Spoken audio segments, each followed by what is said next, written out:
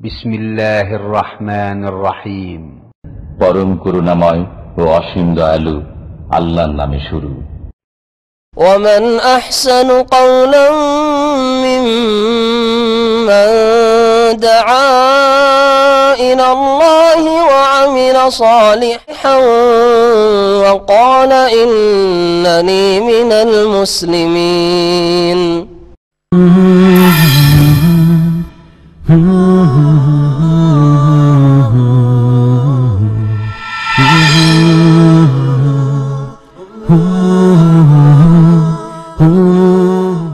السلام عليكم ورحمة الله وبركاته. إن الحمد لله نحمده ونستعينه ونستغفره ونعوذ بالله من شرور أنفسنا ومن سيئات أعمالنا من يهده الله فلا مضل له ومن يضلل فلا هادي له وأشهد أن لا إله إلا الله وحده لا شريك له وأشهد أن محمدا عبده ورسوله صلى الله تعالى عليه وعلى آله وصحبه وسلم تسليما كثيرا. يا أيها الذين آمنوا اتقوا الله حق تقاته ولا تموتن إلا وأنتم مسلمون. يا أيها الناس اتقوا ربكم الذي خلقكم من نفس خلق منها زوجها وبث منهما رجالا كثيرا ونساء واتقوا الله الذي تساءلون به والأرحام إن الله كان عليكم رقيبا. يا أيها الذين آمنوا اتقوا الله وقولوا قولا سديدا يصلح لكم أعمالكم ويغفر لكم ذنوبكم ومن يطع الله ورسوله فقد فاز فوزا عظيما. أما بعد فإن خير الحديث كتاب الله وخير الهدي هدي محمد صلى الله عليه وسلم وشر الأمور محدثاتها وكل محدثة بدعة وكل بدعة ضلالة وكل ضلالة في النار. أعوذ بالله من الشيطان الرجيم. يا أيها الذين آمنوا لا تأكلوا أموالكم بينكم بالباطل إلا أن تكون تجارة عن تراض منكم ওয়ালা তাকতুলু আনফুসাকুম ইন্নাল্লাহা কানা বিকুম রাহিমা। আল্লাহ রাব্বুল আলামিনের যাবতীয় প্রশংসা যে আল্লাহ পাক রব্বুল আলামিন আমাদের সৃষ্টি করেছেন, আমাদেরকে হেদায়েত দান করেছেন, যিনি একমাত্র রিজিক দাতা, তার এ সমস্ত গুণে কোনো শরিক নেই। আল্লাহ রাব্বুল আলামিন যেমন সত্তার দিক থেকে এক, তেমনই তার গুণে, তার কাজে একই একক। তার কাজ হচ্ছে আল্লাহ পাকের বান্দাদেরকে রিজিক দেওয়া, আল্লাহর মখলুককে রিজিক দেওয়া, এতে কোনো শরিক নেই। সালাত এবং সালাম নাজিল প্রেমী মুহাম্মদুর রাসূলুল্লাহ সাল্লাল্লাহু আলাইহি ওয়াসাল্লামের উপর, যিনি হালাল রিজিকের জন্য উৎসাহিত করেছেন এবং হারাম উপজীবিকা থেকে, হারাম উপার্জন থেকে সতর্ক করেছেন। আজকে আমাদের এই মজলিসে আলোচনা হবে হারাম উপার্জন সম্পর্কে, এর পরিণাম এবং হারাম উপার্জন কিভাবে মানুষ করে থাকে। অনেকে এ সম্পর্কে খেয়ালও করে না যে এগুলি আমাদের জন্য হালাল হচ্ছে না হারাম হচ্ছে, পরোয়াই করে না। এটি কিয়ামতের একটি লক্ষণ, যে কিয়ামত যখন কাছে আসবে তখন মানুষ পয়সা চাইবে শুধু, সেটা হালাল থেকে আসলো না হারাম থেকে আসলো দেখার পরোয়া করবে না। আমিনাল হালালে আমিনাল হারাম, সেটা হালাল থেকে আসছে না হারাম থেকে আসছে দেখার প্রয়োজন বোধ করবে না, কারণ আখেরাত সম্পর্কে উদাসীন। পরকালে জবাব দিতে হবে, জাহান্নামে যেতে হবে। আজকে দুনিয়াতে কেউ ধরার না থাকলেও আল্লাহ পাক প্রস্তুত হয়ে আছেন পকড়াওয়ার জন্য, ধরার জন্য। এবং আল্লাহ পাকের আযাব হচ্ছে কঠিন আযাব। দুনিয়ার কোনো শাস্তি আল্লাহ পাকের সামান্য হালকা শাস্তির সাথেও তুলনা করা যায় না। এই শাস্তি, এই আযাব বলে আজকাল অধিকাংশ মানুষের ভয় নেই, বরং অধিকাংশ মুসলিমদেরও ভয় নেই, যার ফলে অধিকাংশ মুসলিমরা, কাফের তো যাদের আল্লাহ পরকাল এসব বিশ্বাস নেই, তারা তো হালাল হারামের কোনো পার্থক্য জানেও না, কিন্তু মুসলিমরা জানার পরেও বেপরোয়া হয়ে গেছে, পয়সা চাই শুধু, যেভাবে আসুক না কেন। আর মনে রাখবেন যে একজন মুসলিম অতক্ষণ পর্যন্ত আল্লাহর আযাব থেকে পরিত্রাণ পাবে না, জান্নাত লাভ করতে পারবে না, জাহান্নাম থেকে রক্ষা পাবে না, যতক্ষণ পর্যন্ত তার আকীদার পরিশুদ্ধির সাথে সাথে তার ইবাদত সুন্দর না হবে, পূর্ণরূপে না হবে, এবং তার সাথে সাথে তার উপার্জন, তার আদান প্রদান এসব ঠিক না থাকবে। যদি তার উপার্জন ঠিক না থাকে তাহলে শুধু সহি আকিদা দিয়ে আর ইবাদত বন্দেগী, নামাজ, যাকাত, রোজা, হজ ইত্যাদি এসব দিয়ে নাজাত পেয়ে যাবে, কোনোদিন নাজাত পাবে না। এই জন্য রুজিকে হালাল করতে হবে। হারাম খেয়ে যেসব গোশত, রক্ত তৈরি হয় সেগুলি জান্নাতে যেতে পারবে না, সেসব লোকেরা জান্নাতে যেতে পারবে না। এই মর্মে নবী করিম সাল্লাল্লাহু আলাইহি ওয়াসাল্লাম হাদিস রয়েছে। সুতরাং এই বিষয়ে সতর্ক করার জন্য এই আলোচনাটি আজকে আপনাদের সামনে পেশ করব। সূরা নিসার আয়াত নম্বর 29 এবং 30 এই দুটি আয়াত দিয়ে শুরু করব। আল্লাহ পাক ইরশাদ করেছেন, মুমিন মুসলিমদেরকে সম্বোধন করি, ইয়া আইয়ুহাল্লাযীনা আমানু লা তাকুলু আমওয়ালাকুম বাইনাকুম বিল বাতিল। হে ঈমানদাররা, তোমরা তোমাদের ধন সম্পদকে আপোষে বাতিল পন্থায় ভক্ষণ করিও না। তোমরা তোমাদের ধন সম্পদকে মানে একজন অপরজনের ধন সম্পদকে, এক ব্যক্তি অপর ব্যক্তির ধন সম্পদকে, টাকা পয়সাকে ভক্ষণ করিও না, আত্মসাৎ করিও না, বেঈমানি করিও না। বাতিল পন্থায় মানে আত্মসাৎ করিও না, বেঈমানি করিও না, অন্যায়ভাবে খেও না, যেটা ন্যায় পথ নয় সেই পথ অবলম্বন করিও না কারো টাকা পয়সা, ধন সম্পদ ভোগ করার ক্ষেত্রে, ভক্ষণ করার ক্ষেত্রে। একটি পথ রয়েছে বৈধ পথ, তাই আল্লাহ বলছে ইল্লা আন তাকুনা তিজারাতান আন তারাদি মিনকুম, তবে সেটা যদি ব্যবসার মাধ্যমে হয়, ব্যবসার মাধ্যমে আপনার পয়সা আমার পণ্য, আপনার পয়সা আমার জন্য হালাল, আমার পণ্য আপনার জন্য হালাল। আপনার জমি আমার উপরে হারাম, কিন্তু আমার পয়সা যখন আপনি নেবেন পয়সার বিনিময়ে, তখন আপনার জমিটা আমার জন্য হালাল। জি, এটি হচ্ছে তেজারত, ব্যবসা। ব্যবসা হচ্ছে আদান প্রদান, লেনদেনের নাম, কিছু নিচ্ছেন আর কিছু দিচ্ছেন। আল্লাহ বলছেন যে সেটা যদি ব্যবসা হয়, আর ব্যবসাও জবরদস্তি হইলে হবে না, আনতারাজি মিনকুম, দুই পক্ষের সম্মতির সাথে হইতে হবে। কারণ অনেক সময় গায়ের জোরে তোকে বেচতেই হবে, তুই বিক্রি না করলে তোর কোনো উপায় নেই, এইরকম হয়ে থাকে। জমি জায়গার ক্ষেত্রে বড় বড় যারা মহাজন, বড় বড় যারা জমিদার মানুষ, বড় বড় তাদের চায়ের বাগান আছে অথবা এইরকম কিছু হয়তো ইন্ডাস্ট্রি, ফ্যাক্টরি তৈরি করবে, গায়ের জোরে জমি তোকে দিতেই হবে, চারিদিকে আমার জমি, দিবি না যাবি কোথায়? তো যদিও কেনা বেচা হচ্ছে, কিন্তু সেটা যেহেতু সম্মতির মাধ্যমে নয়, রেজামন্দির সাথে না, আল্লাহ তারা আদিন রেজামন্দির কথা বলেছেন, সম্মতি হইতে হবে, তাহলে সে ব্যবসা জায়েজ। একজনের কোনো কিছু পছন্দ লাগলো, এখন নেবই আমি, তোমাকে দিতেই হবে, জায়েজ নয়। তারপরে আল্লাহ রাব্বুল আলামিন বলছেন ওয়ালা তাকতুলু আনফুসাকুম, তোমরা একে অপরকে হত্যা করিও না। টাকা পয়সা নিয়ে অধিকাংশ হত্যার কাণ্ড আজকাল ঘটে থাকে। কয়েকটি কারণে আজকাল পৃথিবীতে মানুষ খুন হচ্ছে। একটি হচ্ছে নারী সংক্রান্ত বিষয়, আর এই ফিতনা প্রাচীন যুগের ফিতনা। প্রিয় নবী মুহাম্মদ রাসূলুল্লাহ সাল্লাল্লাহু আলাইহি ওয়াসাল্লাম বলেছেন যে ফাত্তাকুদ দুনিয়া ওয়াত্তাকুন নিসা, তোমরা দুনিয়ার ফিতনা থেকে বেঁচে থাকো, দুনিয়ার ফিতনা, ওয়াত্তাকুন নিসা, বিশেষ করে নারীদের ফিতনা থেকে বেঁচে থাকো। দুনিয়ার ফিতনা হচ্ছে দুটি, একটি হচ্ছে পয়সা, আরেকটি হচ্ছে নেতৃত্ব, ক্ষমতা। এগুলো হচ্ছে দুনিয়া। ক্ষমতার জন্য অধিকাংশ মানুষকে খুন করা হচ্ছে, ক্ষমতার জোরে বা ক্ষমতা হাসিলের জন্য, যাকে বলে আশঙ্কা আছে যে আমার ক্ষমতায় বাধা সৃষ্টি করতে পারে, ক্ষমতার জন্য ঝুঁকি হতে পারে, সরিয়ে দাও, ওকে খুন করে দাও।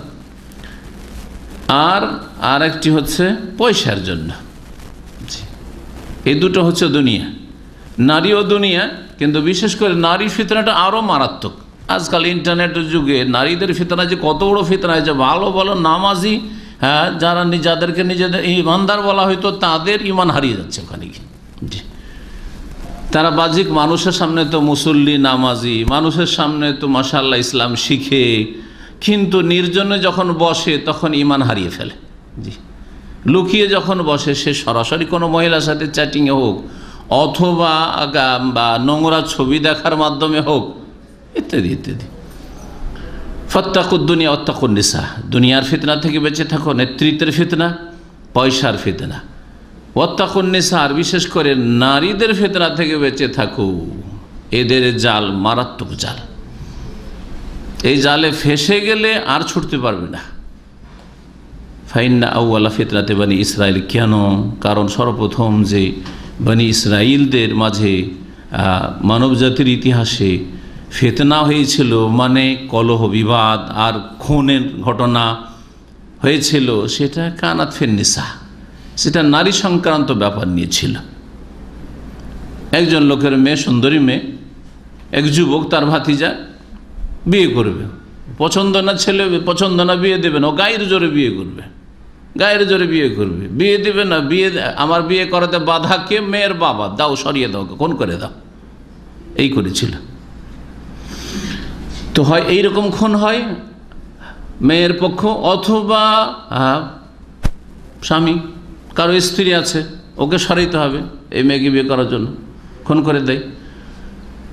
অথবা যেই ব্যক্তি কারো মেয়ের সাথে, কারো বোনের সাথে এইরকম খারাপ আচরণ করতে যাচ্ছে, প্রেম করতে, তাকেই সরিয়ে দেয়, তাকে খুন করে দেয়, যে তুই আমার মা বোনের সাথে, আমার মেয়ের সাথে, আমার বংশের মেয়ের সাথে এইরকম কাজ করবি, তোকে খুন করে দেবো। এইরকম ঘটে থাকে, আর খুব ঘটছে। তো এই জন্য আল্লাহ রাব্বুল আলামিন ফিতনা থেকে সতর্ক করেছেন। ওয়ালা তাকতুলু আনফুসাকুম, তোমরা একে অপরকে খুন করিও না। ইন্নাল্লাহা কানা বিকুম রাহিমা, আল্লাহ বড়ই দয়ালু তোমাদের উপর। আল্লাহ চান না যে তোমরা খুন হয়ে যাও, সেজন্য আল্লাহ রাব্বুল আলামিন তোমাদের কঠোরভাবে নিষেধ করছেন। এইরকমই এই আয়াতের মধ্যে শামিল যে তোমরা আত্মহত্যা করিও। ওয়ালা তাকতুলু আনফুসাকুম, নিজেকে হত্যা করে আত্মহত্যা করিও না। সেটা সরাসরি দ্রুত এক্ষুনি কেউ বিষ খেয়ে, অথবা ফাঁসিতে ঝুলে, অথবা উঁচু জায়গা থেকে পড়ে গিয়ে, অথবা কোনো অস্ত্র দিয়ে নিজেকে হত্যা করা, আত্মহত্যা করা, অথবা মন্থর গতিতে আস্তে আস্তে স্লো পয়জনে এমন কিছু ব্যবহার করে খায় যাতে ধীরে ধীরে নিজেকে ধ্বংসে পতিত করছে। যেমন যারা গাঁজা খায়, যারা বিড়ি সিগারেট পান করে, যারা জর্দা খায়, এরা ধীরে ধীরে নিজেকে কি করছে? হত্যা করছে। এটা আত্মহত্যা। এজন্য এই আয়াতের অন্তর্ভুক্ত, এই আয়াত দ্বারা ওলামারা বলেছেন যে তামাক জাতীয় যত কিছু রয়েছে, বিড়ি হোক, আর সিগারেট হোক, আর জর্দা হোক, আর এইরকম যা কিছু হোক না কেন, আর যত রকমের গাঁজা নেশা হোক, এগুলি হচ্ছে হারাম। কারণ এগুলি হচ্ছে ধীরে ধীরে মন্থর গতিতে আত্মহত্যা করা। ওয়ালা তাকতুলু আনফুসাকুম, আল্লাহ বড়ই দয়ালু। আল্লাহ চান না যে তুমি জর্দা খেয়ে, আর তামাক খেয়ে, আর বিড়ি সিগারেট ধূমপান করে নিজেকে ধ্বংস করে দাও, মরে যাও। হ্যাঁ, ওয়ালা তাকতুলু আনফুসাকুম ইন্নাল্লাহা কানা বিকুম রাহিমা, কারণ আল্লাহ পাক বড় দয়ালু। তারপর আল্লাহ রাব্বুল আলামিন বলছেন ওয়া মান ইয়াফআল যালিকা উদওয়ানা ওয়া যুলমা, কেউ যদি এইরকম কাজ করে, তাহলে এর আগে কি কি বিষয় উল্লেখ করা হয়েছে এটা দেখার বিষয়। প্রথম বিষয় যেটা উল্লেখ করা হয়েছে যে একজন অপরজনের ধন সম্পদ অবৈধভাবে গ্রাস করা, বেঈমানি করা, আত্মসাৎ করা, হাতিয়ে নেওয়া, এইরকম কাজ যারা ওয়া মান ইয়াফআল যালিকা, যারা এইরকম বেঈমানি আত্মসাৎ করবে, যারা বাতিল পন্থায় ধন সম্পদ ভক্ষণ করবে, হারাম উপার্জন করবে ব্যাপক অর্থে। আরেকটি হচ্ছে যারা আত্মহত্যা করবে, ধীরে ধীরে হোক অথবা দ্রুত হোক। আরেকটি হচ্ছে যারা অন্যকে খুন করবে। ওয়া মান ইয়াফআল যালিকা, যারা এই কাজগুলি করবে, ফাসাউফা নুসলিহি নার উদওয়ানা ওয়া যুলমা, সীমা লঙ্ঘন করে এবং অত্যাচার করে, অন্যায়ভাবে সীমা লঙ্ঘন করে যারা এই অন্যায় কাজগুলি করবে, তার মধ্যে আজকের বিষয়বস্তু হচ্ছে হারাম উপার্জন যারা করবে, বেঈমানি আত্মসাৎ করবে, মানুষের টাকা পয়সাকে নয় ছয় করবে। কারো টাকা যদি পড়ে যায় তার হাতে, তো আর ফিরিয়ে দেওয়ার কথা নেই, ওই কিয়ামতে বিচার দিবসেই ফিরিয়ে দেবে, নেকি দিয়ে পেমেন্ট করবে। ওয়া মান ইয়াফআল যালিক উদওয়ানা ওয়া যুলমা, আল্লাহ পাক কত শক্ত ভাষা বলেছেন, চিন্তা করুন। ফাসাউফা নুসলিহি নারা, তাহলে নিঃসন্দেহে শীঘ্রই তাকে জাহান্নামের আগুনে প্রবিষ্ট করব, জাহান্নামের আগুনে দাখিল করবে। আল্লাহ রাব্বুল বলছেন ফাসাউফা নুসলিহি নারা। তাহলে যারা বেঈমানি আত্মসাৎ করে, যারা হারাম উপার্জন করে, যারা আত্মহত্যা করে, যারা ধূমপান বা এইরকম যারা আর নেশা করে অন্তর্গতিতে নিজের ক্ষয়ক্ষতি করছে, নিজের শরীরকে ধ্বংস করছে, যারা এক অপরকে খুন করে, মার্ডারের সাথে জড়িত যারা, এইরকম অন্যায় যারা করবে আল্লাহ বলছেন তাদেরকে নিশ্চিত জাহান্নামে দেব। ওয়া কানা যালিকা আলাল্লাহি ইয়াসীরা, আর জাহান্নামে ঢুকানো আল্লাহর জন্য বড়ই সহজ, কেউ আল্লাহ পাকের পকড়াও থেকে ছুটে যেতে পারবে না। ওয়া কানা যালিকা আলাল্লাহি ইয়াসীরা। তাহলে এই আয়াত থেকে বুঝতে পারলাম যে যারা হারাম উপার্জন করে অথবা টাকা পয়সা বেঈমানি করে, যেইভাবে হোক না কেন, শেয়ারে গেলেন, পার্টনারশিপে বেঈমানি করেন, লস শুধু আপনার সঙ্গীর, শেয়ার, আপনার কোনো লস নেই, আপনার ব্যবসা ঠিকই আছে। ধার নিলেন, দিচ্ছেন না আপনি, মাতলুল গানিয়া জুলমুন। নবী সাল্লাল্লাহু আলাইহি ওয়াসাল্লাম বলেছেন সচ্ছল ব্যক্তি, অভাবমুক্ত ব্যক্তি যদি নিজের সংসার চালাচ্ছে, নিজের সব কিছু করতে পারছে, শুধু ধারটা পরিশোধ করছে না, এটা হচ্ছে জুলম, সে হচ্ছে জালেম। এই ছিল আয়াত। এই আয়াতে আল্লাহ পাক একটা ব্যাপক কথা বলেছেন যে বাতিল পন্থায় একে অপরের ধন সম্পদ ভক্ষণ করিও না, বাতিল পন্থায়। তাহলে বোঝা গেল যে বাতিলের বিপরীত হচ্ছে হক, হক আর বাতিল, তাই না? তাহলে ন্যায়সঙ্গতভাবে যদি কারো ধন সম্পদ খান তো সেটা জায়েজ না? না জায়েজ। ন্যায়সঙ্গত হচ্ছে যে চাকরি করছেন, বেতন নিচ্ছেন, ন্যায়সঙ্গত হচ্ছে যে ওর কাছে কোনো মাল সামান বিক্রি করলেন, টাকা নিলেন, হ্যাঁ, ন্যায়সঙ্গত যে জমির ন্যায্য মূল্য দিলেন, তারপরে তার জমি খাচ্ছেন আপনি। ন্যায়সঙ্গত হচ্ছে এই রকম যে কোনো বিষয় যেই ক্ষেত্রে আল্লাহ পাক বৈধতা রেখেছেন। তাহলে ন্যায়পন্থায় ধন সম্পদ উপার্জন করতে হবে আর বাতিল পন্থাকে পরিত্যাগ করতে হবে, না হলে জাহান্নামে যেতে হবে। এই আয়াতের সার কথা। এই বাতিল পন্থায় ভক্ষণ অনেক ক্ষেত্রকে সামিল, এই ক্ষেত্রগুলি আজকে বিশেষভাবে আলোচনা করব। তারপরে সময় হলে কিছু হাদিস বা আয়াত আরও পেশ করব। ওলামারা বলেছেন যে বাতিল পন্থায় ভক্ষণ এটা যে কোনো অন্যায়ভাবে কারো ধন সম্পদ হাতিয়ে নেওয়াকে সামিল, সেটা জুলম করে হোক, যেমন গায়ের জোরে দখল করে নেওয়া, জমি দখল করে নিল, বাড়ি দখল করে নিল, হ্যাঁ, অথবা খেয়ানত হোক, খেয়ানত করলো, নিয়েছে, নেওয়ার পর অস্বীকার করতে যে না নিয়ে নি, পাওয়া যাবে তার কাছে টাকা, বলছেন আমার কাছে টাকা পাবে না, ইত্যাদি। আমানত রেখেছেন, বলছেন না আমার কাছে সে রাখে নাই, খেয়ানত। খেয়ানত ব্যাপক অর্থ, টাকা পয়সার খেয়ানত, অথবা চুরি ডাকাতি ছিনতাই হোক, এ সবগুলিকে সামিল। এছাড়া আরও আরেকটি দিক রয়েছে, সেটা হচ্ছে অবৈধ খেলাধুলার মাধ্যমে ধন সম্পদ উপার্জন করা, যেমন জুয়া খেলা, জুয়া খেলা, হারাম খেলা, যেই খেলা নামাজের পর নয়, 6 ঘন্টা 7 ঘন্টা খেলা চলছে, আর সেটা তার ইনকাম সোর্স, না মাগরিব পড়লো না ইশা পড়লো, ক্রিকেট খেলা চলতেই আছে তার, আর কোটি কোটি টাকা ইনকাম করছে। এগুলি হচ্ছে সব বাতিল পন্থায় ধন সম্পদ উপার্জন করা। তো এই ছিল বাতিল পন্থা। এছাড়া আরও বাতিল পন্থায় ভক্ষণ হচ্ছে যে কারো সাথে প্রতারণা করে, ছলনা করে, কোনো ষড়যন্ত্র করে ফাঁসিয়ে দিয়ে তাকে, বা অবৈধ ব্যবসা বাণিজ্যের মাধ্যমে ভক্ষণ করা, উপার্জন করা, এসবকে সামিল।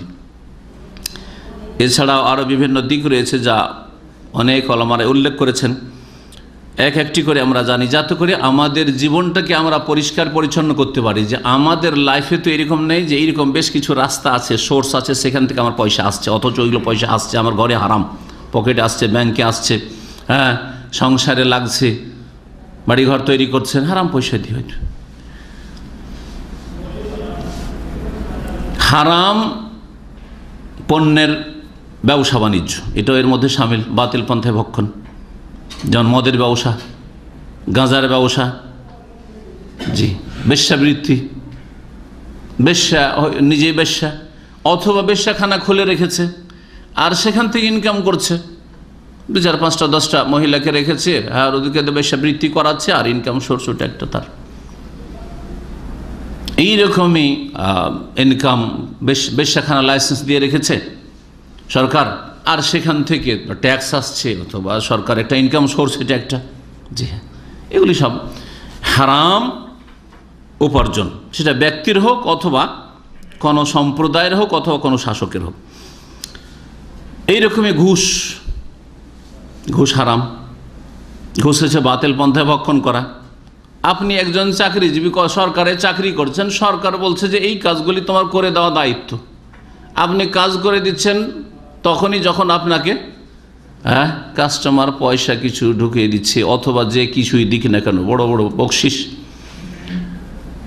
ঘুষ দিচ্ছে, তখনই কাজ করে দিচ্ছেন। ঘুষ না হলে চাকরি নেই, ঘুষ না হলে আপনার কাজ হবে না, ঘুষ না হলে আপনার জমির কোনো রকমের রেকর্ড হবে না, সব জায়গায় ঘুষ। আর ঘুষ না হলে পাসপোর্ট পাবেন না, ঘুষ না হলে কোনো কাজ হবে না।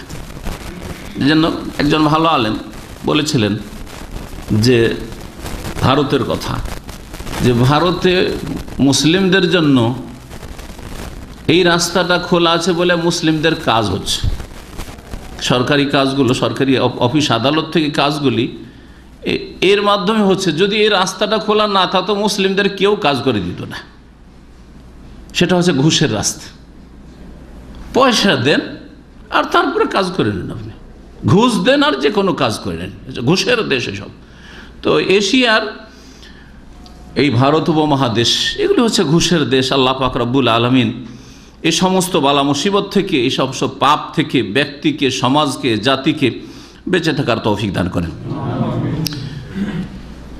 এইরকমই জালিয়াতি করা হারাম উপার্জন। অনেকে বিদেশে এখানে এসে জালিয়াতি করছেন। এক যুগে যখন এইরকম কার্ডের একামা ছিল না, তখন কত যে একামার জালিয়াতি চলেছে।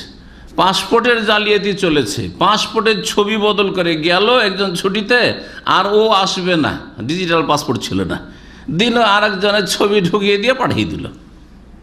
চাকরি করছে, কয়েক বছর চাকরি করে আমাকে জিজ্ঞেস করছে, হেদায়েত হয়েছে, আলোচনা শোনার পরে জিজ্ঞেস করছে যে আমি তো এইরকম পাসপোর্ট কিনেছিলাম, 30-40 হাজার টাকা দিয়ে একটা পাসপোর্ট পেয়ে গেছিলাম, ভিসার দাম তো অনেক, আর এই রুজি রোজগার করেছি, কি হবে? সব রুজি হারাম, রুজি হারাম। জি, এইরকমই সার্টিফিকেটের জালিয়াতি।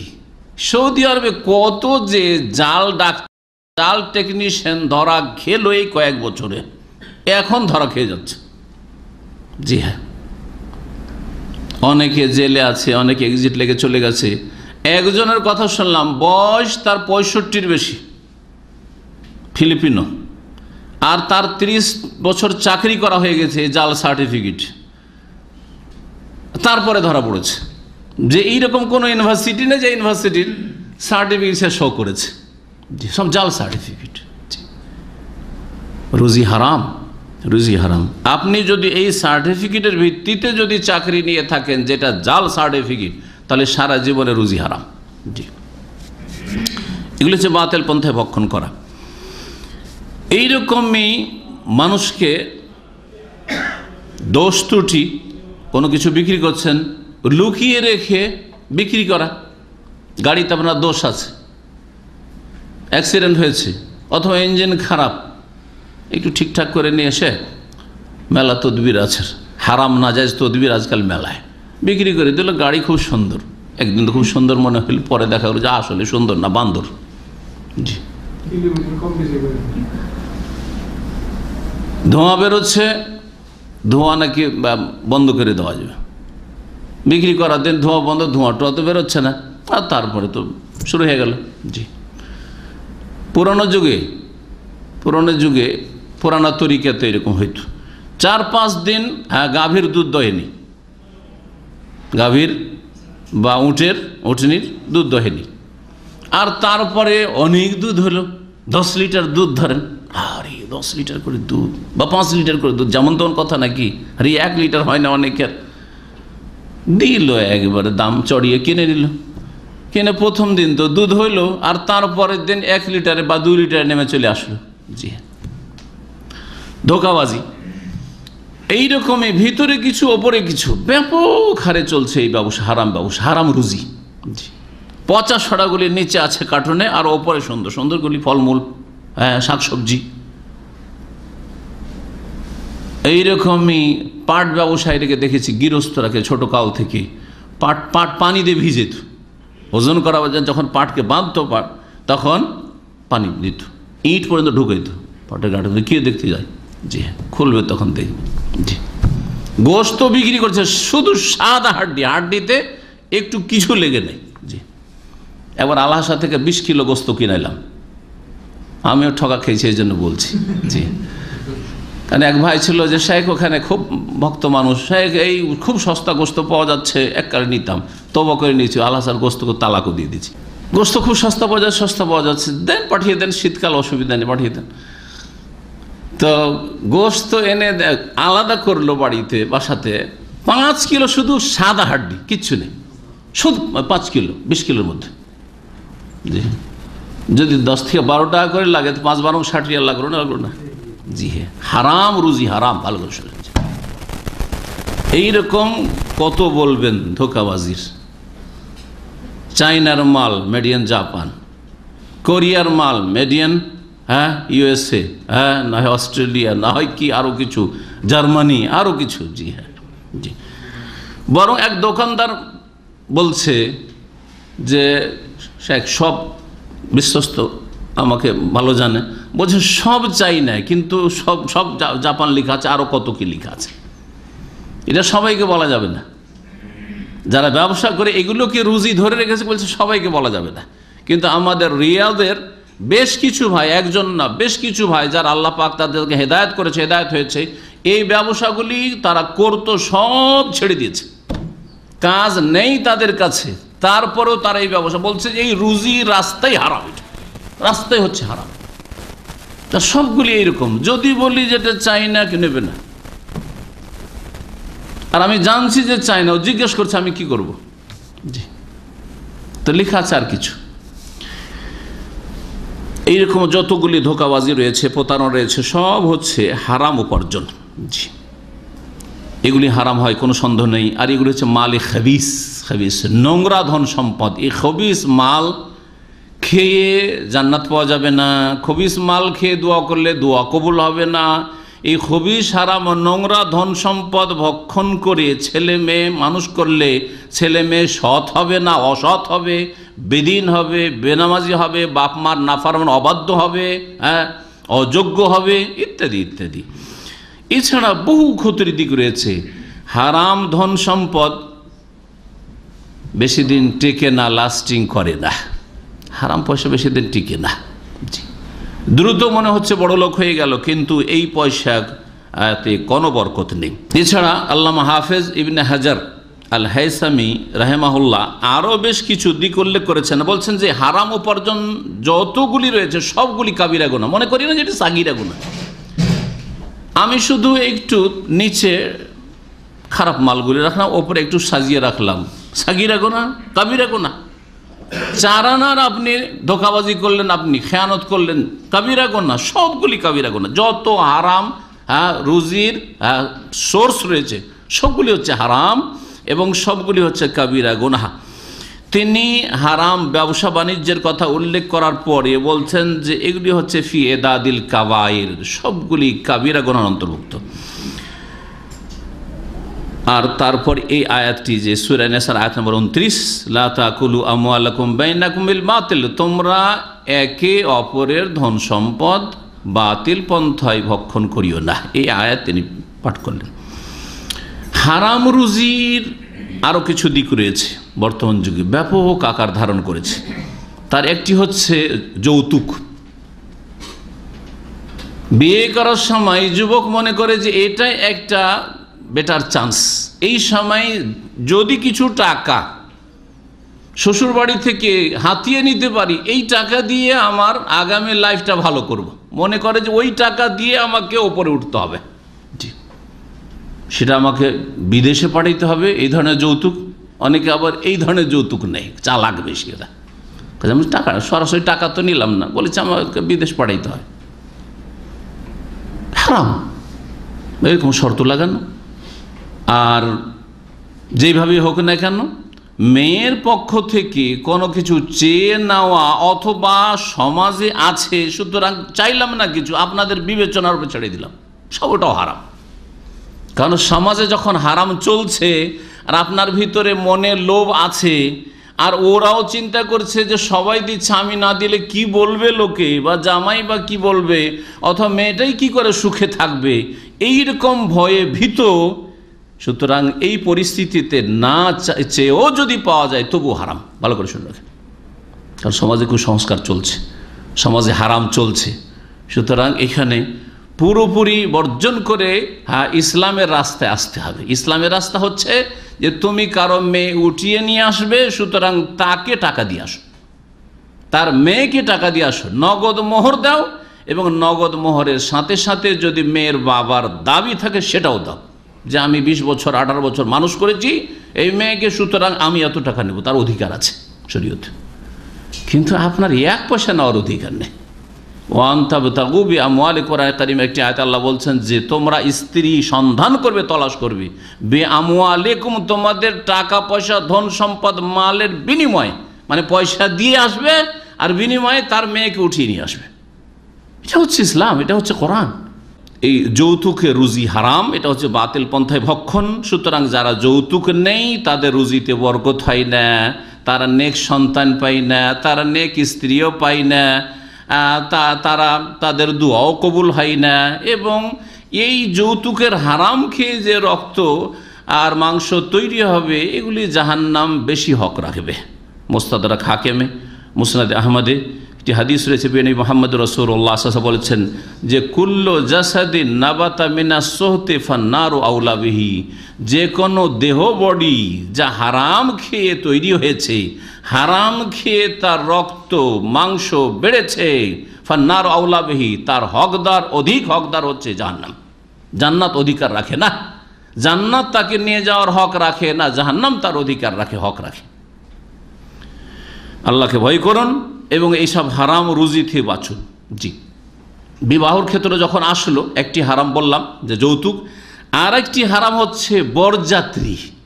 বরযাত্রীগুলি গিয়ে খাওয়া, মেয়ের বাবার বাড়িতে এই খাওয়া হচ্ছে লা তাকুলু আমওয়ালাকুম বাইনাকুম বিল বাতিল, বাতিল পন্থায় ভক্ষণ করা। বরযাত্রীর খাওয়ার এই বৈধতা কে দিল? আল্লাহ দিয়েছেন, তার রাসূল সাল্লাল্লাহু আলাইহি সাল্লাম দিয়েছেন। হ্যাঁ, না আপনার বাড়ি হঠাৎ করে যদি এই লোকগুলি হঠাৎ করে আপনার বাড়িতে উঠে, বেশি নাই, হ্যাঁ, এই লোকটি যদি উঠে, তারপরে মাশাআল্লাহ যারা দিন শিখতে এসছে হঠাৎ করে বলছে আপনার বাড়ি খাবো, দিয়ে আপনার পিছনে পিছনে এক্ষুনি যদি চলে যায়, আপনি লজ্জায় পড়ে গেলেন, পেরেশান হয়ে গেলেন, পারি আর না পারি ধার খরচ করে আমাকে খাওয়াইতে হবে। হালাল না হারাম? বলেন হারাম। তাহলে এটা যদি হারাম হয়, হারাম, অবশ্যই হারাম। তাহলে যেখানে রাজি নেই, সন্তুষ্ট হয়ে খাওয়াচ্ছে, সন্তুষ্ট খাওয়ালে দাওয়াত দেবে, ওরা বলে আগামী সপ্তাহে আপনাদেরকে আমি খাওয়াবো, এখানে খাওয়াবো না বাড়িতে খাওয়াবো বলে দেবে, তাহলে ঠিক আছে, তখন হালাল। আর গিয়ে তার বাড়িতে ধর্ণা দেবেন যে তোর বাড়ি খাবো তো যাবো, হ্যাঁ, তো এটা হারাম। তো চিন্তা করুন, আমাদের ভারত বাংলাদেশের যে খবরটা রাখছি সেটা হচ্ছে বরযাত্রী কমপক্ষে 100 আর 150, 200, 250 পর্যন্ত বরযাত্রী যায়। হ্যাঁ, 500 যায়, 500-র খবরটা নেই, ভাইরা বলছে 500 যায়। আউযুবিল্লাহ, এসব আল্লাহ পাকের আযাব। এর জন্য যে কত রকমের আযাব আসছে এই হারাম খাওয়ার জন্য আল্লাহ পাক ভালো জানে। গোটা সমাজের লোক, গোটা গ্রামের লোক, আর এই যে বিয়ে বাড়ি ছেলে পক্ষ, তার যত বংশধর আত্মীয় স্বজন আছে, কুটুম, সকল এই হারাম খাচ্ছে। মানে প্রত্যেক বাড়ি থেকে একটা করে কমপক্ষে বরযাত্রী যেতে হবে। তাহলে সকলে হারাম খাচ্ছে না? খাচ্ছে না, সব হারাম খাচ্ছে। লা তাকুলু আমওয়ালাকুম বাইনাকুম বিল বাতিল, বাতিল পন্থায় তোমরা কেউ কারো ধন সম্পদ খেও না। সুতরাং বরযাত্রীর প্রথা হচ্ছে হারাম। এক তো বরযাত্রীর প্রথা, বরের যাত্রী, এটা হিন্দুদের প্রথা।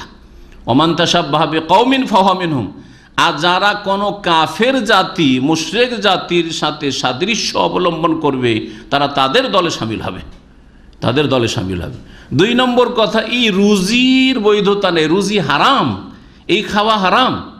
জি, যদি বলে যে আমরা একটু বিয়ের অনুষ্ঠান দেখতে চাই, তাহলে কিছু কিছু এলাকা আলহামদুলিল্লাহ সংশোধন হয়েছে, ওরা বলছে যে ঠিক আছে গ্রামবাসী তোমরা বিয়ের অনুষ্ঠান না দেখতে যাবে, তো এক কাজ করো, আমার বাড়ি থেকে খাওয়াই দেওয়া পাঠাচ্ছি, আর খেয়ে দিয়ে যাও, আর বিয়েটা পড়া হবে তাড়াতাড়ি, হ্যাঁ, ওখান থেকে ব্যাক করো, ফিরে আসো। হ্যাঁ, একটা পয়সার মেয়ে পক্ষের খরচ করা যাবে না, তো ঠিক আছে খাওয়িয়ে পাঠান।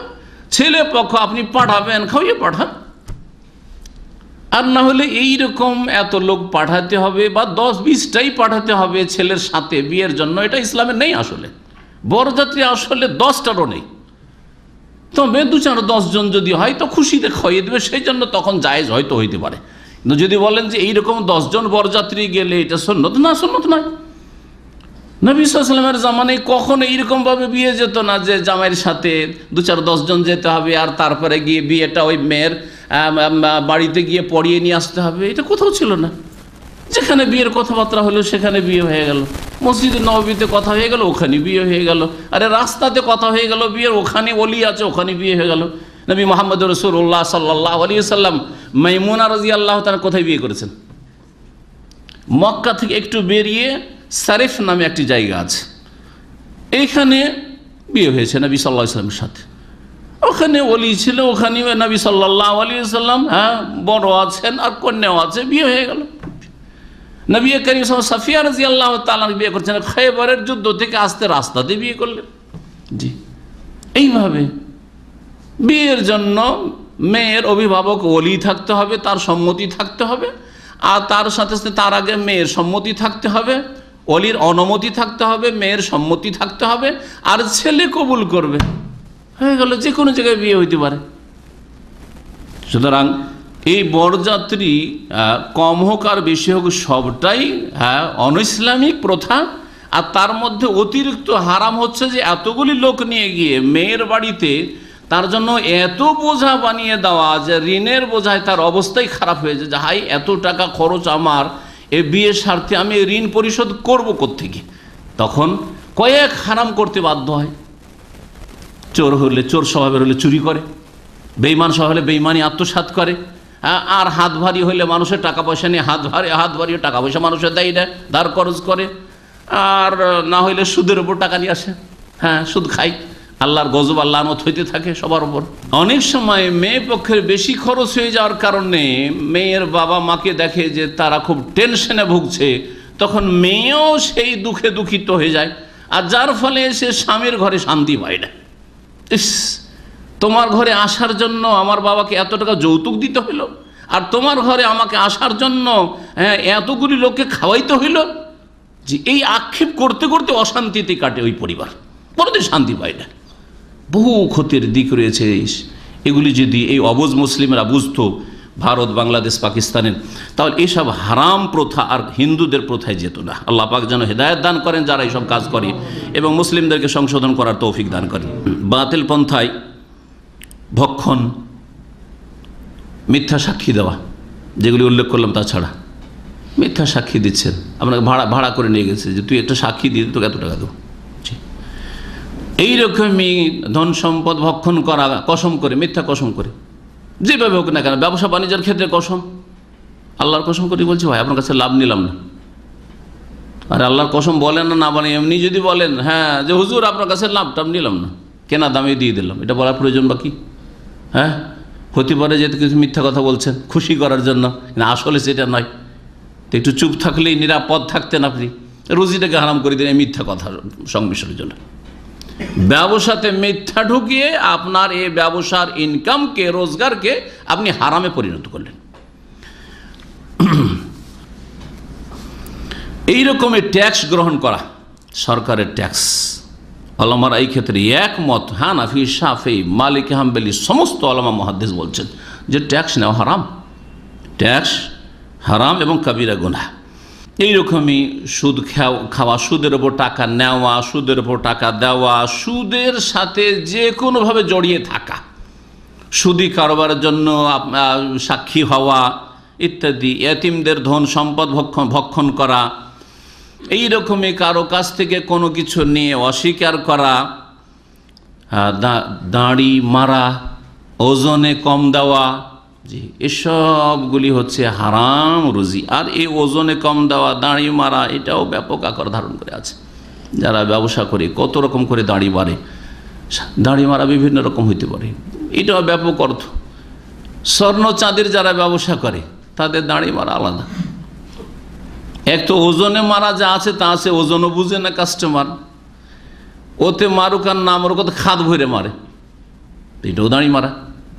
ওজন ঠিকই দিল আপনাকে, কিন্তু বললো যে এই 21 ক্যারেট দিল, 18-19 বা তারও কম দিল খাদ ভরে। একবার পুরানো স্বর্ণ নিয়ে, গোল্ড নিয়ে এক স্বর্ণকারের কাছে গেছি, বিশ্বস্ত স্বর্ণকারের কাছে, কিন্তু সেটা পুরানো যাদের কাছ থেকে পাওয়া গেছিল, হয়তো দাদি নানিদের কাছ থেকে, কোথা থেকে নিয়েছে জানি না, নিয়ে গিয়ে দেখালাম, বলছি এতে স্বর্ণ নেই, অল্প স্বর্ণ আছে, সব খাদ ভরা আছে। দাঁড়ি মারা বহু রকম হতে পারে। দাঁড়ি মারা আজকে আলোচনা চলছিল রাজমিস্ত্রিদের কাজ। আজকাল রাজমিস্ত্রিরা মিটারে কাজ করছে, দেখে আসলাম দেশের লোকজন ঘর বাড়ি তৈরি করছে, তো দেখা মিটারে কাজ করছে, রাত্রেও কাজ করছে, বিদ্যুৎ নেই, কোন রকম করে একটু আলো করে রাতেও কাজ চলছে। কিন্তু যদি দৈনিক হিসাবে কাজ করান তো ঠকামির শেষ নেই, আপনার সব কিছু খেয়ে ফেলবে। যদি 24 ঘন্টা দাঁড়িয়ে থাকতে পারেন, সারাদিন দাঁড়িয়ে থাকতে পারেন, তারপরেও বিকেল 2-3 হবে না, হচ্ছে টাইম শেষ হয়ে গেছে, জনমজুরের টাইম শেষ হয়ে গেছে, এখন 2টি শেষ হয়ে গেছে। সকালে আস্তে আস্তে 8টা থেকে 9টা কাজ করেছি এককালে, জানি। জি হ্যাঁ, আসার কথা 8টায়, আসছে 9টায়। করবেন কি, ওদেরকে দিয়ে কাজ করাইতে হবে। বেশি অসন্তুষ্ট করলে আরও খারাপ করবে আপনার, জি আরও খারাপ করবে আপনার। জমি জায়গাতে জনমজুর হইতো, হ্যাঁ কাজ করবে কি, কাজ একটু করে কেউ বিড়ি ফুকাচ্ছে, কেউ বসে আছে, মালিক এলো রে, তখন তাড়াতাড়ি লেগে গেল। জি, মালিক যদি একজন থাকে, বাড়ির লোক একজন সাথে থাকে, তো দ্বিগুণ কাজ হবে। সব দেখেছি ছোটকাল থেকে খেতে। জি, তো এই সবগুলি হচ্ছে রুজি হারাম। তাহলে ওপর মহল থেকে শুরু করে নিচু মহল পর্যন্ত হারাম আর হারাম, হারাম রুজি, হারাম উপার্জন অধিকাংশ লোকের। গরিবও হারাম খাচ্ছে, আর ধনীও হারাম খাচ্ছে, ব্যবসায়িকও হারাম খাচ্ছে, আর যারা কৃষি কাজ করছে মাঠে ঘাটে জনমজুর করছে তারাও হারাম খাচ্ছে। এইরকমই জাদুর দ্বারা উপার্জন করা হারাম, জ্যোতিষীর উপার্জন, তারকা দেখে ভবিষ্যৎবাণী করে, অথবা রেখা দেখে ভবিষ্যৎবাণী করে, অথবা নকশা ফকশা ইত্যাদি করে কিছু এইসব মন্ত্রতন্ত্র করে কিছু উপার্জন করে, এই সবগুলি রুজি হচ্ছে হারাম। এইরকম বহু হারামের দিক রয়েছে। আল্লাহ পাক সমস্ত হারাম থেকে আমাদেরকে বেঁচে থাকার তৌফিক দান করেন এবং হালাল রুজিতে আল্লাহ পাক বরকত দান করেন। এখন 2-4টি আয়াত শোনাই, যাতে এই বাতিল পন্থায় ভক্ষণ বলা হয়েছে বিশেষ বিশেষ হারাম ইনকামগুলিকে। সূরা নিসার আয়াত নম্বর 2 আল্লাহ পাক ইরশাদ করছেন, ওয়া আতুল ইয়াতামা, ইয়াতিমদের ধন সম্পদ সম্পর্কে। ইয়াতিমদেরকে ওয়া আতুল ইয়াতামা আমওয়ালাহুম, তাদের ধন সম্পদ দিয়ে, ইয়াতিমরা যতদিন নাবালক আছে দেখাশোনা করেন আমানতের সাথে। ইয়াতিমের ধন সম্পদ থেকে ওইভাবেই আপনি খরচ করবেন যেভাবে আপনার পয়সা আপনি বাঁচিয়ে খরচ করছেন। যত সেভ করতে পারি, আমার সংসারও চালাবো আর মাসের মাস কিছু বাঁচাবো, চেষ্টা করি না? ঠিক তেমনই করতে আপনাকে। আপনার ছেলে মেয়েকে যেমন লেখাপড়া করাচ্ছেন, আপনার ইয়েতিমটাকেও লেখাপড়া এরকম করাইতে হবে। ভাগনা ইয়েতিম, ভাগ্নি ইয়েতিম, ভাতিজা ইয়েতিম, তাদের স্কুলে যা, আর নাই না যা, ইচ্ছা হলে যা, না হয় না যা। কিন্তু আপনার ছেলে যদি বলে আমি স্কুল যাব না, ছাড়বেন? হাত পা ভেঙে দেবেন, কিন্তু স্কুলে রেখে আসবেন। স্কুল যেতে হবে, তোকে লেখাপড়া করতে হবে। চিন্তা করেন আপনি। ওই রকমই আদব কায়দা শেখানোর ক্ষেত্রে আদব কায়দা শেখাচ্ছেন আপনার ছেলে মেয়েকে। ছেলে মেয়ে যদি বদমাইশিও করে, মারলেও মায়ার সাথে মারবেন আপনি, তাই না? আদব দেওয়ার জন্য মারছেন, ওকে আজাব দেওয়ার জন্য মারছেন। আমি এর আগে অনেকবারই বলেছি, আদব দেওয়ার জন্য মারি আমরা, আজাব শাস্তি দেওয়ার জন্য মারি না, ঠিক না? কিন্তু পরের ছেলে এতিম, গরু ছাগলের মতো মারেন, আজাব দেওয়ার জন্য মারছেন। পরের ছেলে যেহেতু এতিম, ওর উপরে মায়া দয়া নেই, মায়ার সাথে মারছেন না যে ছেলেটা দুষ্টামি করছে, ওকে একটু চমকাবার জন্য মারছি যাতে এরকম আর না কর, না, ওকে শাস্তি দেওয়ার জন্য। আপনার ছেলে বাড়িতে ঘোরাফেরা করছে, আপনার কষ্ট লাগে না? বিরক্তি লাগে না। কিন্তু এতিম যদি ঘোরাফেরা করে, মাঠে যা, মাঠে যা, চাষিরা এরকম করে। পরের ছেলেকে সবসময় মাঠে মাঠে পড়ে থাক, তুই যা, জমি জায়গায় দেখ, সব খেয়ানত। তো ইয়াতিমের ধন সম্পদ তোমরা তাদেরকে দিয়ে সাবালক হলে আল্লাহ দিয়ে দিতে বলেছেন। ওয়ালা তাতাবাদ্দালুল খাবিসা বিত-তাইয়্যিব, আর নোংরাকে পাক পবিত্রের সাথে বদলে দিও না। অর্থাৎ তোমার টাকা পয়সা হচ্ছে পাক পবিত্র, তুমি যখন ইয়াতিমের ধন সম্পদটা খেয়ে নেবে, সেটা খাবিস তোমার জন্য হয়ে যাবে। সুতরাং এইরকম করিও না যে এতিমের ধন সম্পদ কিছু নিয়ে নিলে, আর যেটা তোমার জন্য খাবিস বা হারাম হইল। ওয়ালা তাকুলু আমওয়ালাহুম ইলাইকুম, আর তাদের ধন সম্পদগুলি তোমাদের ধন সম্পদে একাকার করে খেয়ে নিও না। কাউকে ধরতে জানতে দিলে না, খরচ বেশি দেখাচ্ছে, জিনিসপত্র খরিদ করে নিয়ে এসে খরচ বেশি দেখায়। অনেকেই এইভাবে হারাম খায় জিনিসপত্র খরিদ করার ক্ষেত্রে। অথবা ওই এতিমের বাপের জমি জায়গাগুলি ছিল, তোদের চাষ আবাদ করতে করতে সব টাকা ওতে শেষ, ফসল যা উঠে আসছে তার চাইতে বেশি খরচ। জি হ্যাঁ,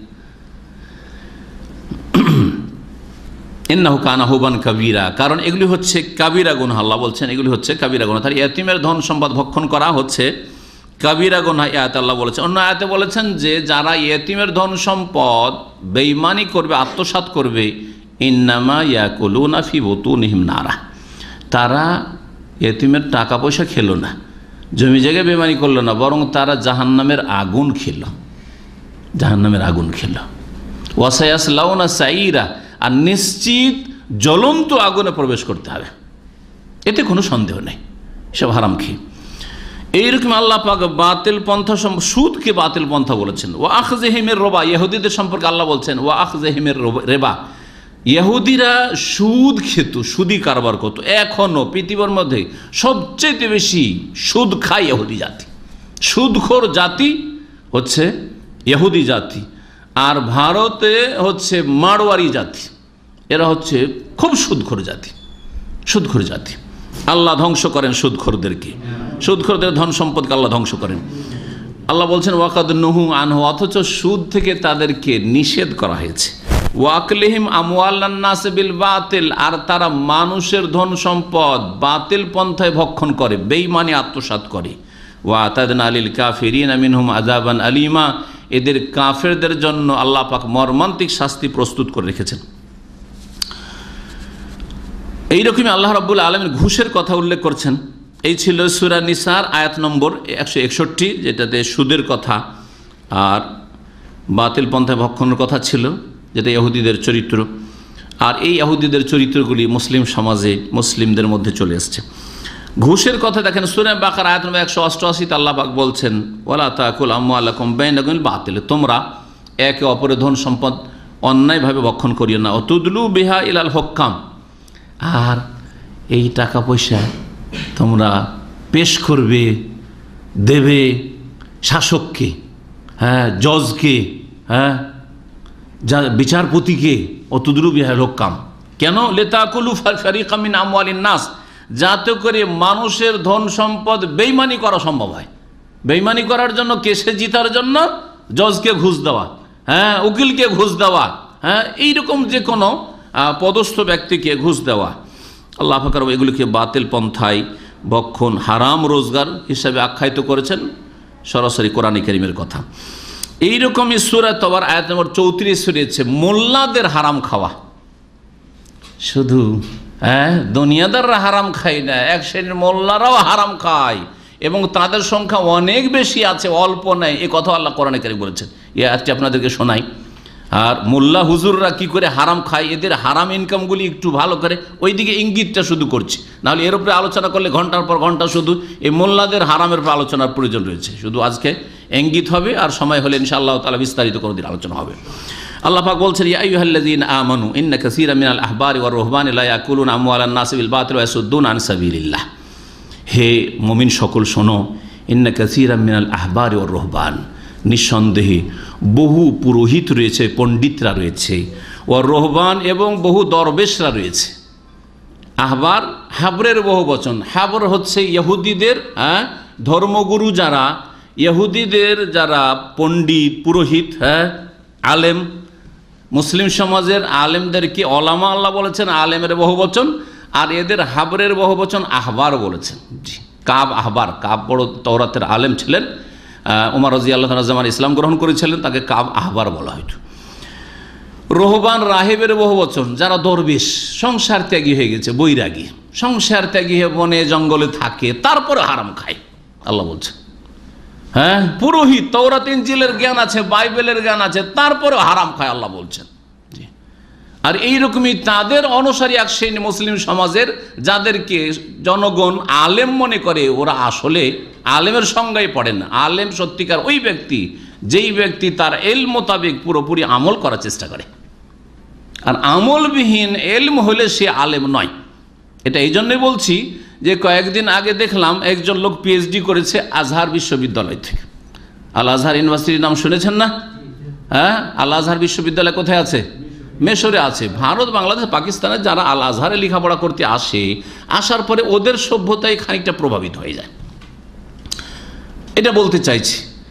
ও ভদ্রলোক পিএইচডি করে গেছে, ওখান থেকে যাওয়ার পরে প্রশংসা করছে মিশরের প্রফেসরদের, হ্যাঁ ওখানকার ওস্তাদদের, যে এত বড় বড় ওস্তাদ আছে, ওদেরকে দেখলে আমাদের দেশের লোকেরা চিনতে পারবে না, কারণ তাদের কারো দাড়ি নেই। আবার বলছে তাদের কারো দাড়ি নেই, কিন্তু তাদের কাছে অনেক এলেম আছে।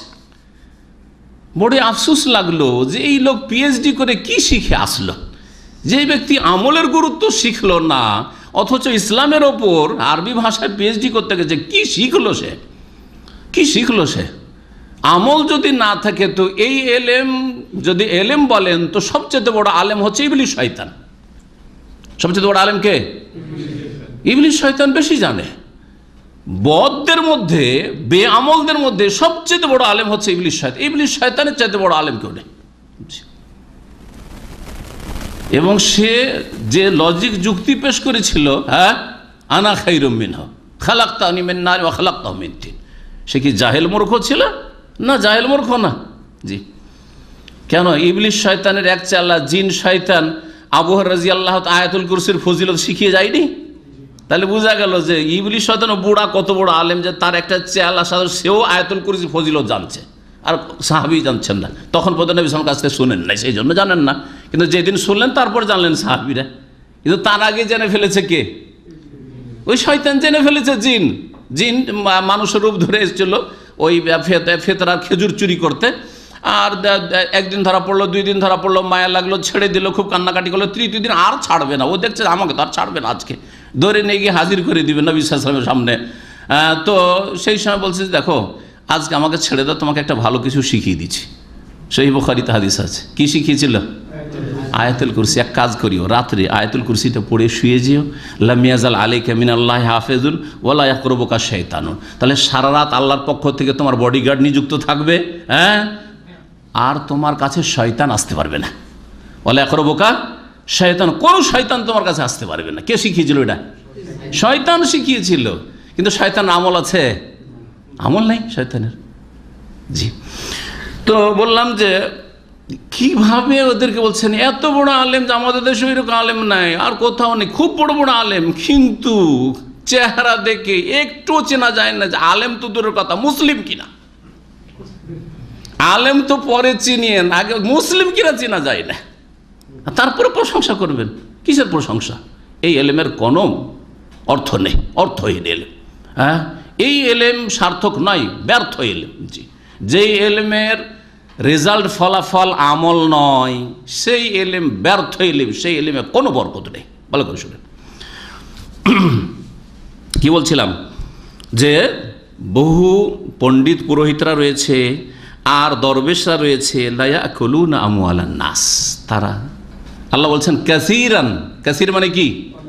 অনেক। তাহলে অল্প স্বল্প মোল্লা নয়, হ্যাঁ, অল্প স্বল্প হুজুর নয়, অল্প স্বল্প দরবেশ নয়, দাড়িওয়ালা নয়, অল্প স্বল্প কি বলছে, হ্যাঁ, অল্প স্বল্প পণ্ডিতরা নয়, আলেম নয়, অনেকে আছে আলেম দাবি করে, আর তাদেরকে বক্তাও বলা হয়, আর তাদেরকে এই সেই বলা কিছু বলা, আল্লামাও বলা হয়।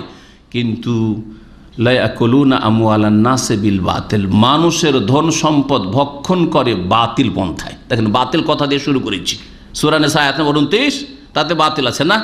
মানুষের ধন সম্পদ অবৈধভাবে ভক্ষণ করাকে আল্লাহ বলেছেন আকুলু আমওয়ালিন নাস বিল বাতিল, বাতিল পন্থায় ভক্ষণ করা। এরা বাতিল পন্থায় ভক্ষণ করে, অথচ সমাজে তাদেরকে আলেম বলা হয়, তাদেরকে আল্লামা বলা হয়, তাদেরকে লম্বা লম্বা উপাধি দেওয়া হয়। 2 লাইন তাদের পোস্টারে আর বিজ্ঞাপনে শুধু তাদের টাইটেল লেখা হয়, লা ইয়াকুলুনা আমওয়ালান নাস। আলেমরা কি শুধু যদি বলি আর পীরদের না বলি তো বড়ই জুলুম হবে, কারণ আলেমের চাইতে বেশি আত্মসাৎকারী আর বাতিল পন্থায় উপার্জনকারী হচ্ছে পীরেরা। ভালো করে শুনেন জি, যারা এমনি আলেম কিছু হয়তো ডানে বামে হারাম পন্থায় উপার্জন করছে, আর তার চাইতে বেশি মোটা অঙ্কের হারাম উপার্জন করছে কারা? যারা পীর তন্ত্রের গদি নিয়ে বসে আছে, জি, খলিফা হয়ে বসে আছে, মুরিদ বানাচ্ছে, বায়াত করছে জনগণকে, জি হ্যাঁ, পীর মুরিদের তারা সবচেয়ে বেশি, তারা এই আয়াতের অন্তর্ভুক্ত। প্রথম নম্বরে এই উম্মতের এই পীরেরা পড়বে যারা কেউ গরিব নেই, তাদের যে কত ধন সম্পদ আছে তারাও বলতে পারবে না। তাদের এত বেশি ধন সম্পদ যে বড় বড় মন্ত্রী মিনিস্টার তাদের কাছে ফেল তাদের কাছে, জি। এদের নজরানা আর এদের বহু রকমের ইনকামের শেষ নেই, জি। লা ইয়াকুলুনা আমওয়ালান নাস, জনগণের ধন সম্পদ ভক্ষণ করে, তারা বেঈমানি করে, বাতিল পন্থায় খায়। ওয়াসুদ্দুন, বাতিল পন্থায় খেয়ে দিয়ে যদি মানুষকে হেদায়েত দিত আর জান্নাতের রাস্তা দেখাইতো, সিরাতে মুস্তাকিমে চালাতো, তাও একটা ভালো কাজ হইতো। আল্লাহ বলছে ওটাও না। ওয়াসুদ্দুন আন সাবিলিল্লাহ, আল্লাহর রাস্তায় চলতে বাধা সৃষ্টি করে, তাওহীদের জায়গায় শিরকের তালিম দিয়ে থাকে, সুন্নতের জায়গায় বিদআতের তালিম দিয়ে থাকে। ওয়াসুদ্দুন আন সাবিলিল্লাহ, বরং এই বলতেও দ্বিধা করে না যে আমার মুরিদ হইলে এশার নামাজ পড়া লাগবে না। শুনেছেন তাদের কিতাবে আছে, এক পীর বলছে যে আমার মুরিদ হলে প্রথম ওজিফা তোমাকে দেবো যে আজকে এশা পড়া চলবে না। পেরেশান হয়ে গেল মুরিদ, যে কি করলাম, হায় এতদিন নামাজ পড়ে এলাম, আজকে বলছে প্রথম তোমার ওজিফা হচ্ছে যে এশা পড়া যাবে না। নবী সাল্লাল্লাহু আলাইহি ওয়াসাল্লাম কাউকে এরকম তালিম দিয়েছে, কুফুরির তালিম, যে এক ওয়াক্ত নামাজ ছাড়লে কাফের হয়ে যায়। তাহলে বোঝা গেল যে এর মুরিদ হওয়ার জন্য কাফের হইতে হবে, আল্লাহর সাথে কুফরি করতে হবে আর শয়তানের পূজারি হইতে হবে, তাহলে মুরিদ হওয়া যাবে। বোঝা গেছে, জি।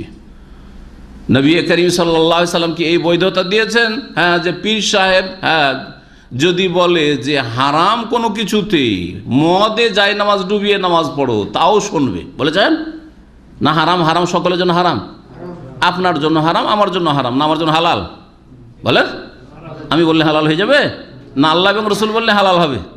আল্লাহ এবং রসুল সাল্লাল্লাহু আলাইহি ওয়াসাল্লাম বলে হালাল। ওহীতে যদি হালাল হয় তাহলে হালাল হবে। তাহলে কি করে হক্কানি পীরদের কিতাব এটা আছে যে পীর সাহেব যদি বলে যে যাই নামাজকে মদে ডুবিয়ে নিয়ে নামাজ পড়ো, তবু আপত্তি করিও না, কারো সে মারিফতি এলেম রাখে আর তার কাশফ হয়, সে এমন কিছু দেখছে তা তুই বুঝো না। জি হ্যাঁ, হে হলো শিক্ষা, এটা ইসলাম। ওয়াসুদ্দুন আন সাবিলিল্লাহ, আল্লাহর রাস্তায় চলতে বাধা সৃষ্টি করে, জান্নাতে যেতে বাধা সৃষ্টি করে। বেঈমানি করলো, দুনিয়াতে আপনাদের পকেট মারলো আর আপনাকে জান্নাতেও যেতে দিল না, জাহান্নামের রাস্তায় নিয়ে গেল। কোরআন বলছে ওয়াসুদ্দুন আন সাবিলিল্লাহ। এখন এই হুজুরেরা আর পীরেরা যেসব হারাম খায়, এগুলো চিন্তা করেন কত রকম হারাম খায়। সংক্ষেপে বলবো দু একটা। তাবিজের ব্যবসা, তাবিজের ব্যবসা, রুজি হারাম, ভালো করে শোনেন, রুজি হারাম, তাবিজ শিরক। সুতরাং এই শিরকের তালিম দিয়ে আর শিরক করতে লাগিয়ে দিয়ে মানুষকে যে তাবিজ নিয়ে যাও সব ভালো হয়ে যাবে, তাবিজ নিয়ে যাও আর শয়তানে পেরেশান করবে না, এ হচ্ছে রুজি হারাম, ভালো করে শুনেন। আর কোরআন খানি, বক্সানা, আপনার মাকে বক্সাবেন, এক খতম দিয়ে দেবে, এত টাকা লাগবে, জি। আপনার বাড়িতে কোরআন খানি হচ্ছে, আপনার বাড়িতে চল্লিশা হচ্ছে, বক্সানো হচ্ছে, কিন্তু হুজুরের বাড়িতে তো হয় না এগুলো, কারণ ওর বাড়িতে তো ইনকাম হবে না, ওর বাড়িতে কিছু আর তো পয়সা যাবে। আপনাদের বাড়িতে, জনগণের বাড়িতে হচ্ছে। আর বলেন আর কি ইনকাম? মিলাদ পড়া, হ্যাঁ মাশাআল্লাহ, এগুলো বলছে মিলাদ পড়া ইনকাম। বিনা ইনকামে মিলাদ হয়? সহি আকীদার আলেম কোথাও এমামত করলে ও চিন্তা করে যে আমার এমামতির টাকাটাই বাস, আর তো আমার না নজরানা আসবে পীরদের মতো, আর না আমাদের কাছে ওই তাবিজের ইনকাম, না ঝাড়ফুঁকের ইনকাম, না আমাদের কোরআন খানি করে বক্সাবার ইনকাম, না মিলাদের ইনকাম, কোনো ইনকাম নেই। যার ফলে ভারত, বাংলাদেশ, পাকিস্তান, আমি ইমামদের সাথে কথা বলে দেখেছি, আহলে হাদিস ইমামরা বলে যে শেখ আমাদের এমামতিতে যেই টাকাটা পাই সেটাই তো, আর তো কিছু নেই। আর একটা বিদাতি যখন বোম্বাইয়ে, দিল্লিতে অথবা ঢাকাতে, বড় শহরগুলিতে কোথাও যখন এমামতি করে, বেতনের দরকারটা কি? একটা জায়গা পেলেই হইল, বেতন থাকার নাই থাক, বাকিটা দিয়ে সব চলবে। লা ইয়াকুলুনা আমওয়ালান নাস বিল বাতিল, বাতিল পন্থায় মানুষের ধন সম্পদ ভক্ষণ করে এরা। আল্লাহ পাক কোরআনে কারীম বলেছেন। এইরকম বহু দিক রয়েছে যেগুলি ইনশাআল্লাহ তাআলা পরে আলোচনা করা যাবে ইনশাআল্লাহ বিস্তারিত। সহিহ বুখারী একটি হাদিস শোনায়, মানুষ বেঈমানি করে আর মনে করে যে টাকা পয়সা তো অনেকটা বাঁচিয়ে নিতে পারলাম, হ্যাঁ ওকে টাকাটা এত টাকা পেত, যদি দিয়ে দিতাম তো এত টাকা আমার তো কমে যেত। এইসব হিসাব করে না, করে না, হিসাব করে। জি, দামামে এক লোক ফ্যামিলি নিয়ে থাকতেন, বাংলাদেশের মানুষ। উনি তার এক বন্ধুকে 8,000 রিয়াল ধার দিয়ে দিলেন কোনো এক সময়। পরিচিত লোক ছিল, এই ফ্যামিলিওয়ালা মানুষ, সেন্টারেও আসতে চলে গেছে দেশে। বলছে শেখ 8,000 রিয়াল দিলাম, ও নিয়ে ইটালি টান দিয়েছে, চলেই গেছে টাকা নিয়ে। আর ও কিয়ামতের দিন দেবে, এখন আর দেবে না। জি হ্যাঁ, এইরকম বহু ঘটনা। ভিসার নামে, ভিসা ইদানিং যে চলছে, তোমাকে ভিজিট ভিসা উঠিয়ে দেবো, এত টাকা দিয়ে দাও। তোমার পার্মানেন্ট ভিজিট ভিসাকে পার্মানেন্ট করে দেবো, এত টাকা দিয়ে দাও। অথবা বলেন, হ্যাঁ বলেন না, আর ইনকামগুলি, এই ইনকামগুলি বলেন, এই যে হারাম ইনকাম সৌদি আরবে করছে। হ্যাঁ জি, ভিসা বিক্রি তো আছে, তার আগে বলেন এই ফ্যামিলির তোমার পার্মানেন্ট একামা ভিসা করে দেবো। জি হ্যাঁ, 25,000 দিয়ে দাও। আর টাকা আছে, ইনকাম করছে, দিয়ে দিল 10,000, অ্যাডভান্স 10,000 দিয়ে দিল, পড়ে আছে টাকা, টাকা নেই। ভিজিটে কত টাকা দিয়েছে? ভিজিটে গেছে, জি হ্যাঁ চলে গেছে। এখানে আছে মেলা কেউ টাকা দেনেওয়ালা। হ্যাঁ, বেঈমানি করেনেওয়ালাকে চিনি না, কিন্তু টাকা দেনেওয়ালা আর হ্যাঁ যারা লস খেয়েছে, মার খেয়েছে, ক্ষতিগ্রস্ত হয়েছে টাকা দিয়ে, এইরকম ক্ষেত্রে তাদের অনেককে চিনি আমি। সুবহানাল্লাহ। লা ইয়াকুলুনা আমওয়ালান নাস বিল বাতিল, বাতিল পন্থায় হারাম উপার্জন করে, সব করে। ভিসার ব্যবসা, ভিসার ব্যবসা, এক একটা ভিসা আজকাল কত টাকা দিয়ে আসছে। এক লোক তার আত্মীয় কয়েকটা ছেলেকে নিয়ে এসে বলে 60,000 রিয়াল করে, না 60,000 রিয়াল করে নিয়ে এসছে। 60,000 হিসাব করে, সুবহানাল্লাহ, 12 লক্ষ, 12 লক্ষ টাকা দিয়ে, 12 লক্ষ দিয়ে দেশে কিছু করলে অনেক কিছু হয়তো করা যেত। আর তারপরে এর সাথে যে কত হারাম জড়িত আছে আল্লাহ পাক ভালো জানেন। ওখানে 12 লক্ষ জমা করা তো সম্ভব ছিল, তারপর সুদের ওপর টাকা নিয়ে এসছে, সুদের ওপর টাকা নিয়ে এসছে। নবী করিম সাল্লাল্লাহু আলাইহি ওয়াসাল্লামের হাদিস, মান আখাযা আমওয়ালান নাস, কেউ যদি কোনো মানুষের পয়সা নেই, ধার নিলেন অথবা আপনার কাজ করে দিব বলে নিলেন, জায়েজ কাজ হোক আর না জায়েজ হোক নিলেন, ইউরিদু আদাহা, তারপরে টাকাটা আদায় করে দেওয়ার উদ্দেশ্য ছিল যে টাকা দিয়ে দেব, অথবা তার কাজটা করে দিয়ে দেব যেটা দায়িত্ব নিয়েছি, তাহলে আদাল্লাহু আনহু, আল্লাহ আদায় করার তৌফিক দেবেন। ইচ্ছা আছে যে টাকাটা ধার নিয়েছি দিয়ে দেবো, আল্লাহ তৌফিক দেবেন। ওমান আখাযা ইউরিদু ইতলাফা, আর কেউ যদি তার টাকাটার সর্বনাশ করতে চায়, টাকা ধার পেয়ে গেলে নাকে তেল দিয়ে ঘুমিয়ে গেল, টেলিফোন বদলে দিল, বাসা চেঞ্জ করে দিল, দিতে চাই না আসলে, আতলাফাহুল্লাহ, আল্লাহ তাকে ধ্বংস করে দেবেন। ভালো ভাষা শুনেন, সুবহানাল্লাহ, আল্লাহ কি করবেন? ধ্বংস করে দেবেন। যারা ক্ষতিগ্রস্ত হয়েছে এইরকম কাউকে টাকা ধার দিয়ে, তাদের জন্য সান্ত্বনা, মনে শান্তি না যে আমার কয়টা টাকা ধ্বংস করেছে আর মেরে খেয়েছে, কিন্তু আল্লাহ তাকে ধ্বংস করবে। এটা সহিহ বুখারীর হাদিস। আতলাফাহুল্লাহ, আল্লাহ তাকে ধ্বংস করে দেবেন। এইরকমই যারা ভাগে কোনো কাজ করতে লাগলেন আর 9-6 করে সব বেঈমানি করলো, হ্যাঁ ও নিজের লাভ ঠিকই আছে, আতলাফাহুল্লাহ, আল্লাহ তার সর্বনাশ করবে। ভালো করে শুনবেন, যে কোনো ক্ষেত্রে আতলাফাহুল্লাহ, আল্লাহ পাক তার সর্বনাশ করবে। দুই একটা আরও হাদিস শোনায় যাতে কঠোর শাস্তির কথা রয়েছে এইরকম বেঈমানির ওপর। বুখারীর হাদিস, নবী সাল্লাল্লাহু আলাইহি ওয়াসাল্লাম বলছেন, মান ইখতাতা মালা ইমরি মুসলিমিন, কেউ যদি কোনো মুসলিমের ধন সম্পদ বেঈমানি করে, বেয়ামিনিন কাযিবা, আর মিথ্যা কসম করে নেয়, যখন চাওয়া হইল না তোমার টাকা আমার কাছে নেই, কোনো পাওনা দাওনা নেই, বা আমাকে দাওনি তুমি, লাকি আল্লাহ, আল্লাহর সাথে সাক্ষাৎ হবে, ওয়াহুয়া আলাইহি গাযবান, এমন অবস্থায় যখন আল্লাহ তার ওপর চরম রাগান্বিত হবেন, আল্লাহর ক্রোধ তার উপর থাকবে, আল্লাহ রেগে থাকবেন, আল্লাহ পাকের রহমত হবে না সেই কিয়ামতের দিনে। তারপরে কোরআনে কারীমের এই আয়াত পাঠ করলেন নবী করিম সাল্লাল্লাহু আলাইহি সাল্লাম, ইন্নাল্লাযী আশতারুনা বিআহদিল্লাহি ওয়া আয়মানিহিম সামানান কালিল, যারা আল্লাহ পাকের চুক্তির কথা উল্লেখ করি অথবা আল্লাহর কসম করি সামান্য মূল্য পার্থিব মূল্য ক্রয় করলো, সামানান কালিল মানে অল্প স্বার্থ হাসিল করলো, সামান্য একটা স্বার্থের জন্য মিথ্যা কসম করলেন, সামান্য একটা স্বার্থের জন্য বেঈমানি মিথ্যা কথা বলে দিলেন, উলাইকা লা খালাক, শাস্তিগুলি শুনেন, যারা বেঈমানি করবে তাদের জন্য আখিরাতে কোনো অংশ নেই, লা খালাক লাহুম ফিল আখিরা, আখিরাতে জান্নাতে কোনো অংশ নেই।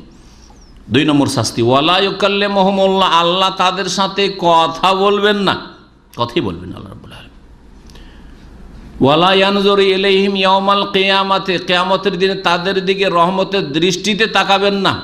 ওয়ালা ইউযাক্কিহিম, আর তাদেরকে আল্লাহ পাক পাক পবিত্রও করবেন না, ওই না পাক নোংরা করে জাহান্নামে ফেলে দেবেন। পাক করাই মানে জান্নাতের যোগ্য করা, আর যে নাপাক হয়ে থাকবে যাকে আল্লাহ পাক করবেন না তার মানে সে জাহান্নামে যাওয়ার যোগ্য। এই জন্য আল্লামা ইবনুল কাইয়্যিম রাহমাতুল্লাহ আলাইহি বলেছেন যে মুশরিক এমন নাপাকের নাপাক যে মুশরিককে আগুনে জাহান্নামে জ্বালিয়েও পাক হবে না, যার ফলে চিরকাল জাহান্নামে জ্বলতে থাকবে। পক্ষান্তরে অন্যান্য গুনাহ করে কেউ যদি মারা যায় তো আগুনে জ্বলতে জ্বলতে জাহান্নামে জ্বলে একসময় কি হবে, পাক হয়ে যাবে। পাক হয়ে যাবে যখন, এখন আর নাপাকি নেই, নোংরামি নেই, তখন আল্লাহ ওকে কি করবেন, জান্নাতে দেবেন। বুঝতে পেরেছেন কথা? অর্থাৎ শিরকের গুনাহ করে কেউ যদি মারা যায় বিনা তওবায় চিরকাল জাহান্নামে থাকতে হবে, কারণ নাপাকেই থাকলো, চিরকাল নাপাক, সুতরাং চিরকাল জাহান্নামে থাকতে হবে।